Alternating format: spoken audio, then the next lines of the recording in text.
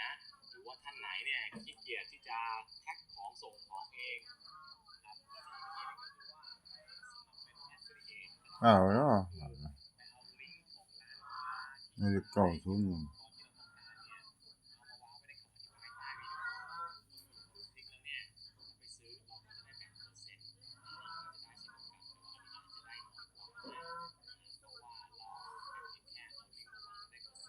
แต่มัน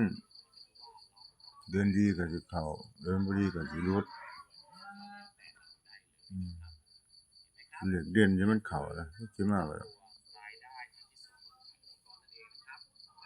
ฝากช่องนะ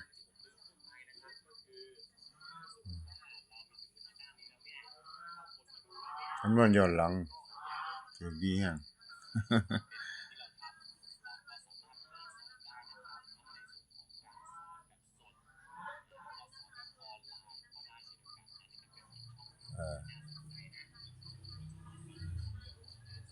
ช่องใหม่นะ